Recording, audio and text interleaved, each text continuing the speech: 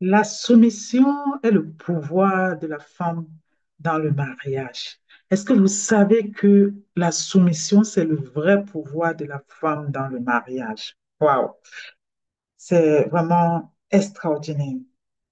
J'aimerais vous dire ceci. La soumission, la soumission à votre mari est tout simplement la soumission à Dieu par l'obéissance de la parole divine. Je dis la soumission à votre époux est la soumission à Dieu par l'obéissance de la parole de Dieu. J'aimerais que vous compreniez que la soumission est un atout extraordinaire auquel la femme doit aspirer dans son mariage. Parce que la soumission fait reposer sur vous en tant que femme la puissance de Dieu. Voilà.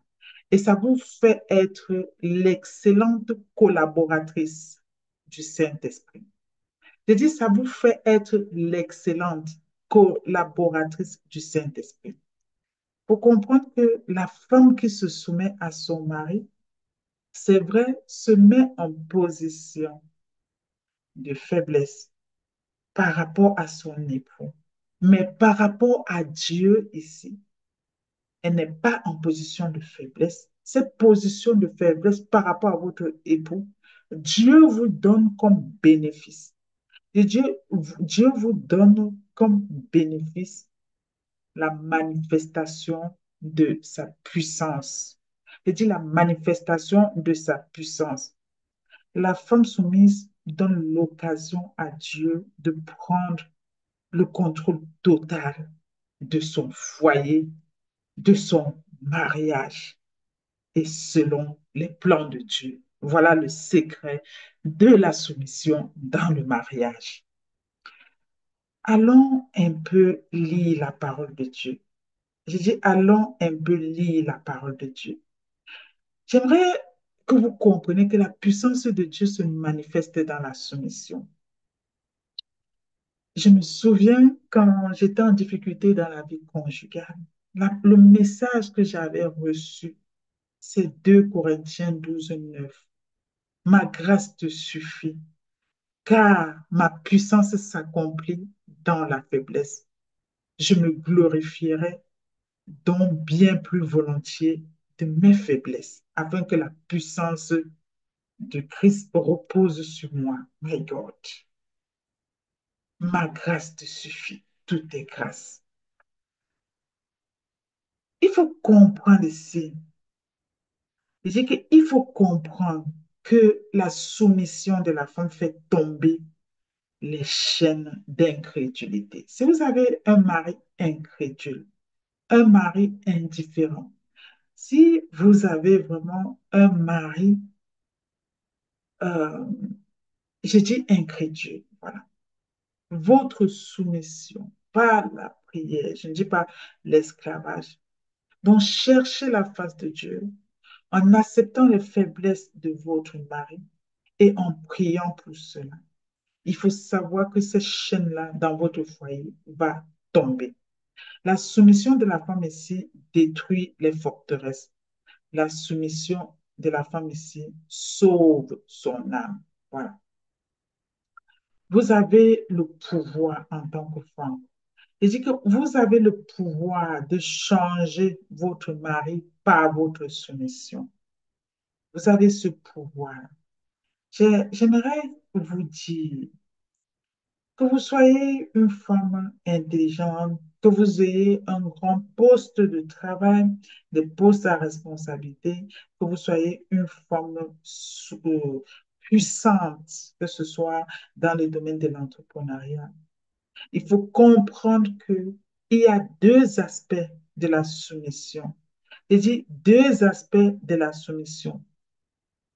Ces deux aspects-là, lorsque tu es une femme soumise, il faut savoir que ta soumission va transformer radicalement ton époux.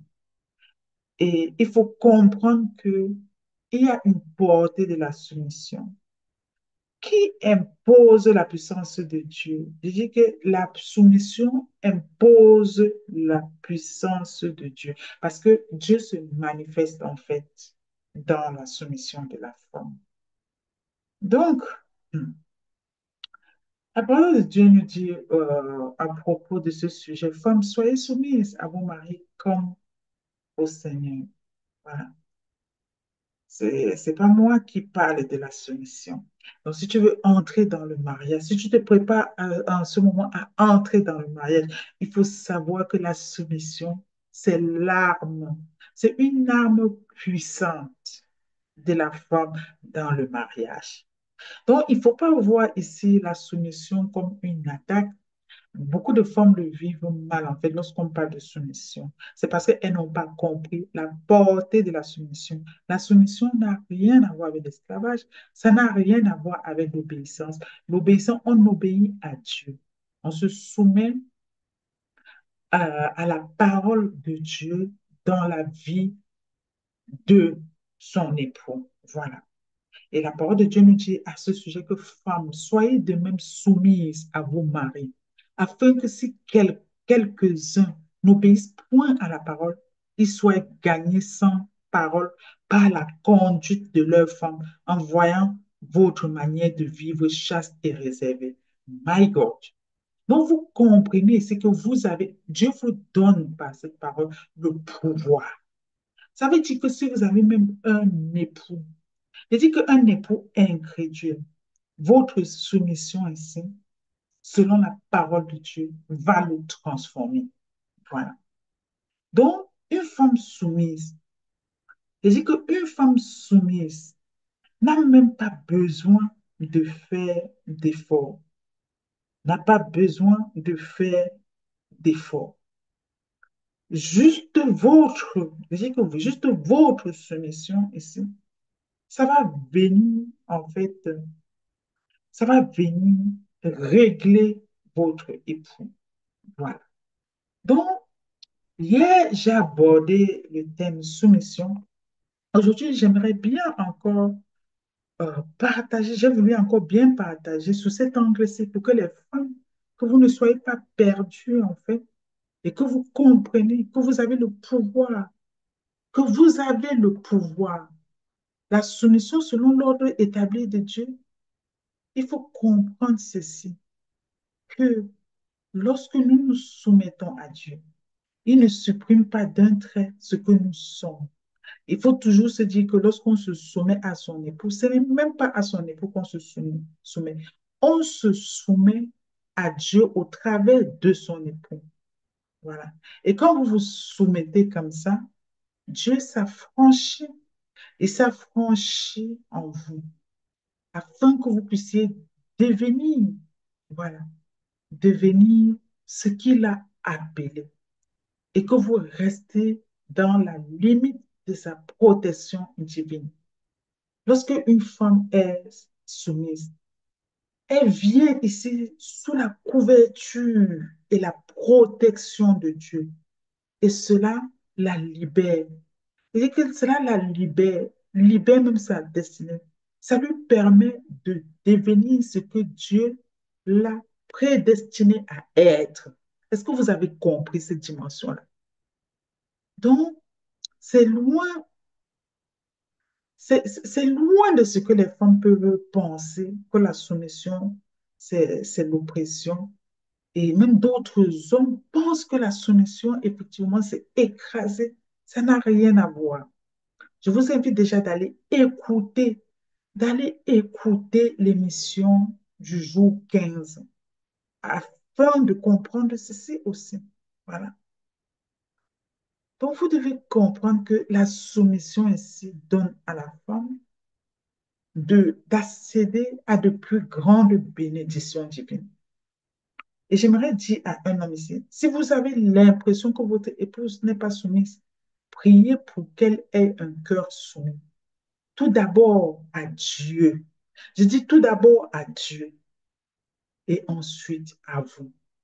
Et ensuite, demandez à Dieu de vous aider à l'aimer comme il aime.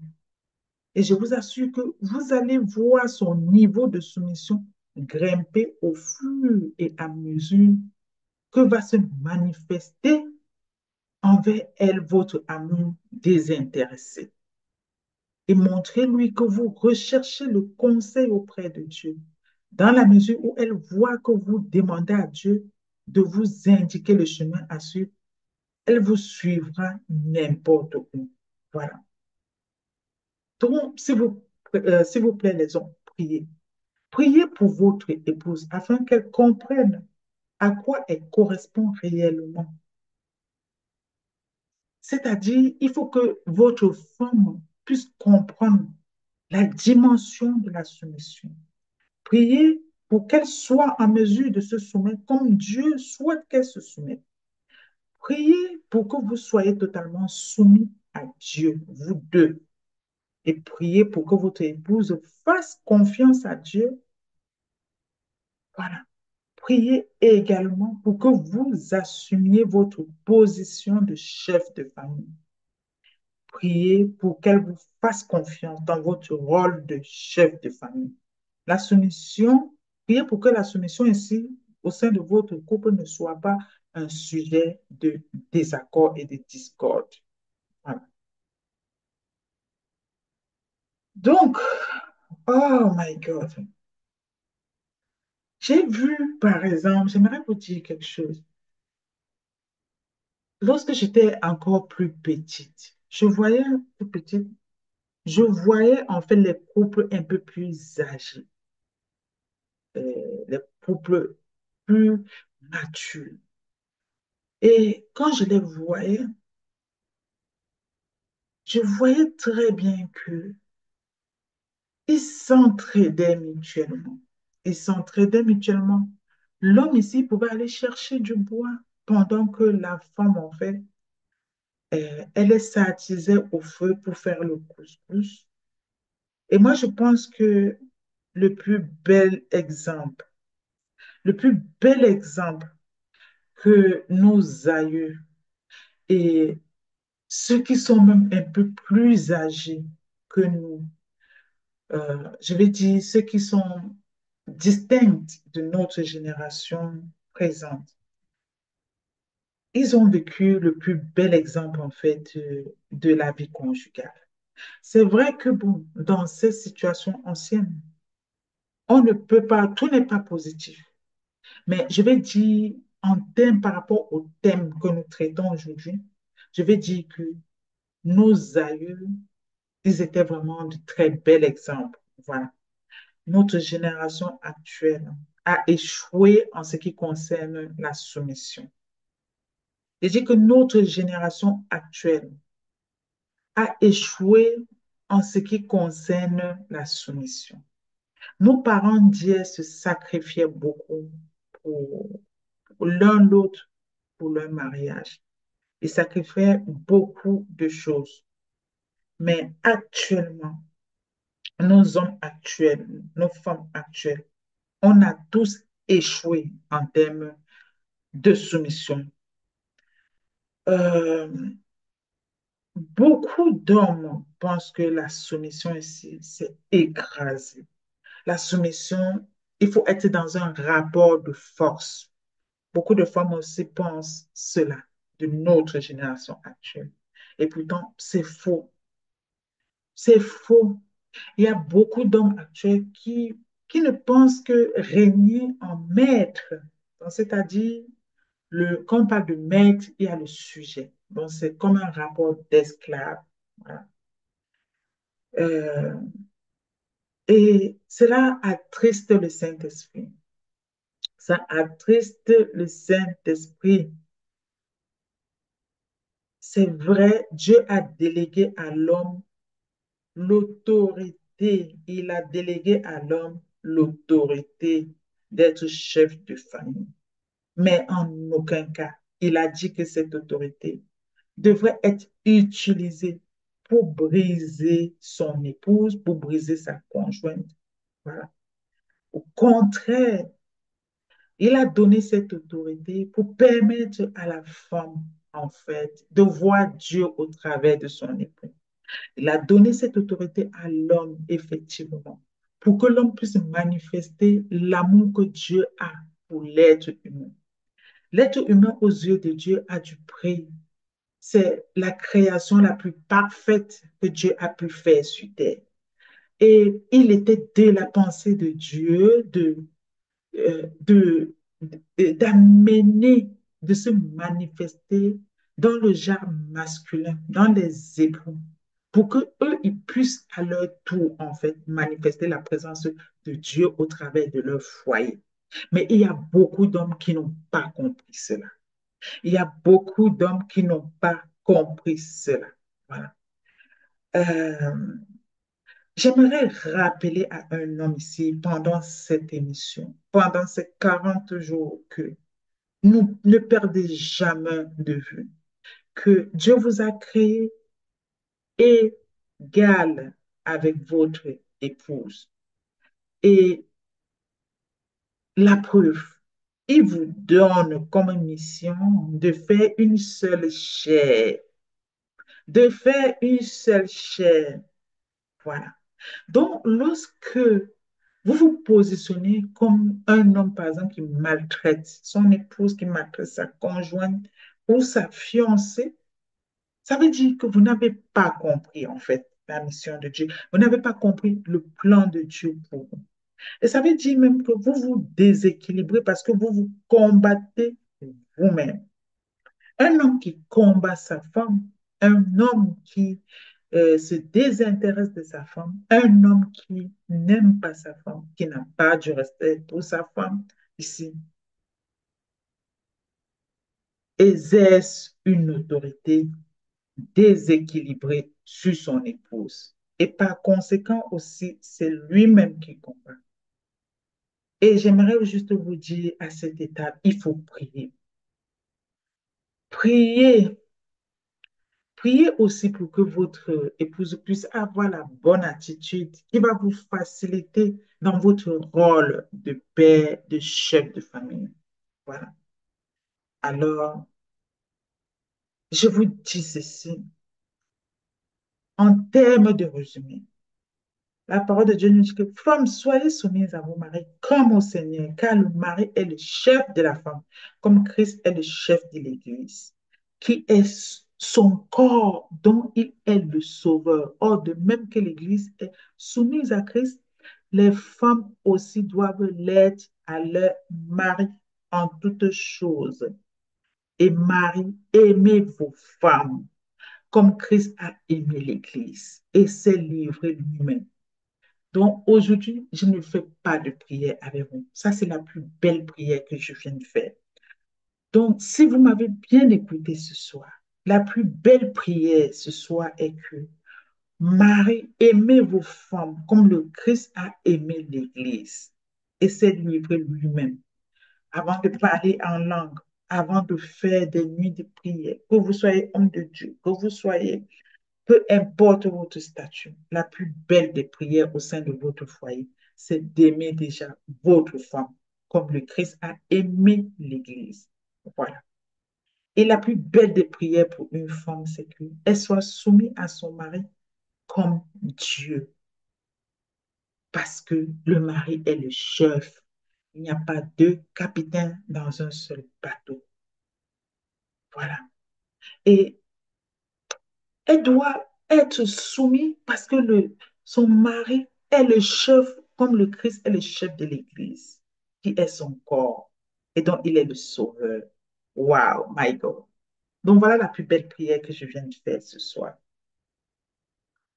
Et je vais lire un verset biblique pour conclure, si ça peut vous aider. Allons dans Romains 12, 16. La parole de Dieu nous dit que ayez les mêmes sentiments les uns envers les autres. N'aspirez pas à ce qui est élevé, mais laissez-vous attirer par ce qui est humble. Ne soyez point sages à vos propres yeux. Voilà. Amen. Donc, c'était votre coach conjugal, Seattle, auteur conférencière. Je vous invite à nous rejoindre sur tous nos réseaux sociaux, YouTube, TikTok, Facebook. Je vous remercie abondamment d'avoir été connecté à cette émission. Euh, et je vous dis, soyez fortifiés, soyez divinement fortifiés sur le cheminement de la vie conjugale.